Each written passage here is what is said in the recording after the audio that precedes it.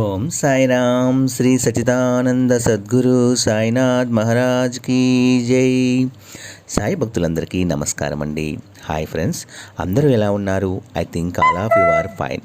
బాబావారి కృపా కటాక్షాలు మనందరి మీద ఎల్లవేళలా ఉండాలని మనస్ఫూర్తిగా కోరుకుంటూ ఈ వీడియోని స్టార్ట్ చేస్తున్నానండి. బిడ్డ, నన్ను నీ సాయి తండ్రిగా భావిస్తే ఒక నిమిషము విను చాలు. నీకొక శుభవార్తను తీసుకొని వచ్చాను. అశ్రద్ధ అనేది చూపకు. తల్లి, నీవు నన్ను నీ తండ్రిగా భావిస్తున్నావు కదా, అయితే ఈ క్షణమే నీ సాయి చెప్పేది విను బిడ్డ. వెంటనే నీవు ఒక మంచి శుభవార్తను వింటావు. అందుకే నీతో మాట్లాడాలని వచ్చాను. అశ్రద్ధ చూపకు. అవును తల్లి, ఇది నీ సాయి వాక్కు. తప్పకుండా జరిగే తీరుతుంది. నువ్వు ఏమాత్రము కూడా ఆలస్యం చేయకు. ఈ క్షణమే వినమ్మా.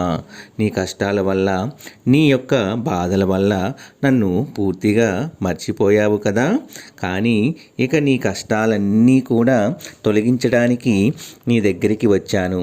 ఒకటి చెప్పనా, నీకు కష్టాలు ఎక్కువయ్యే కొద్దీ నీవు నాకింకా దగ్గరవుతున్నావు అమ్మా. ఎప్పుడు మంచినే తలుస్తూ ఉండు, నీకు కూడా మంచే జరుగుతుంది. నీకున్న కష్టకాలాన్ని తప్పించేది ఎవరు? నీ బాబానే కదా. అలాంటిది నీ బాబా నిన్ను మర్చిపోతాడు అని అసలు నువ్వు ఎలా అనుకుంటావు అమ్మా? నీ కష్టాల నుంచి నిన్ను పైకి లేపేది నేనే. నీవు ఏది కూడా దాచుకోకుండా అన్నీ నీ సాయికి చెబుతూ ఉండు. తప్పకుండా నీకు మంచి దారిని చూపిస్తూ ఉంటాను. నీవు నన్ను మర్చిపోలేదని నాకు కూడా తెలుసమ్మా. నన్ను పూజించడం కూడా నీవు మర్చిపోలేదు. కానీ కొన్ని పరిస్థితులు ప్రభావం వల్ల, నీ కష్టాల కారణంగా నీవు నన్ను మర్చిపోతున్నావు అంతే.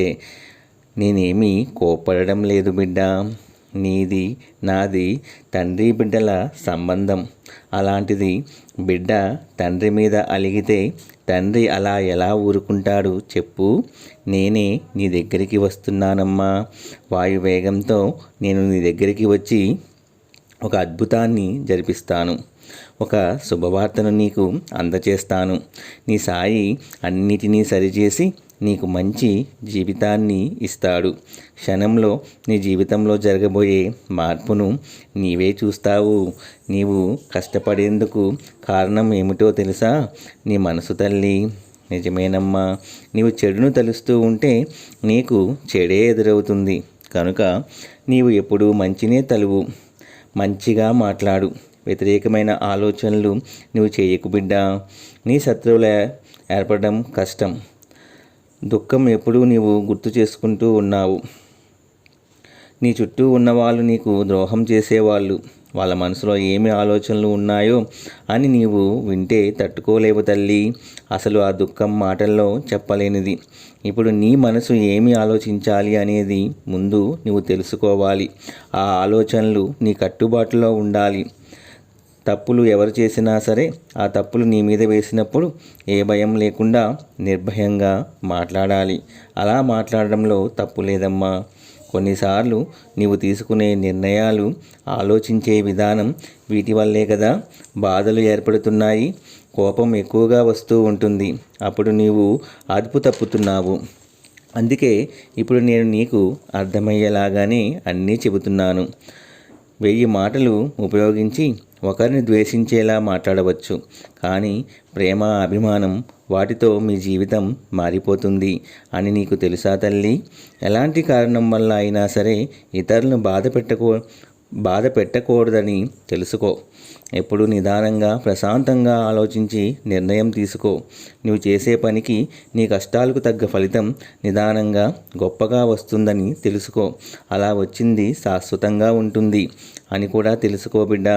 నువ్వు తెలియక చేసిన తప్పుల గురించి బాధపడుతూ, కృంగిపోతూ, దిగులుగా కూర్చోవద్దు బిడ్డ. అన్నిటినీ నేను సరిచేస్తాను. నీ తప్పును మన్నించి నీకు ఆశీర్వాదం ఇవ్వకుండా ఎలా ఉంటాను చెప్పు? ఒకరి విషయంలో నీవు ఎప్పుడు తలదూర్చకు బిడ్డ. గెలుపుకి గెలుపు జెండా విజయ పతాకముని ఎగరవేస్తాను. ఇక నీవు ప్రశాంతంగా ఉండు, సరేనా?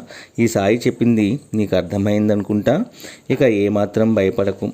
నీ బాబా ఎప్పుడూ నీతోనే ఉన్నారని నమ్ము. తప్పకుండా మంచే జరుగుతుంది అని బాబాగారైతే చెబుతున్నారండి. ఈరోజు బాబాగారు పంపించిన మంచి సందేశం అందరికీ నచ్చింది అనుకుంటున్నాను. నచ్చితే చిన్న లైక్ ఇచ్చి షేర్ చేయండి. సర్వేజన సుఖినో భవంతు. ఓం సాయిరామ్. వీడియో కనుక నచ్చినట్లయితే ఒక చిన్న లైక్ ఇచ్చి సపోర్ట్ చేయండి ఫ్రెండ్స్. అలాగే రేపు ఒక మంచి వీడియోతో మళ్ళీ కలుస్తాను. సర్వేజన సుఖినో భవంతు.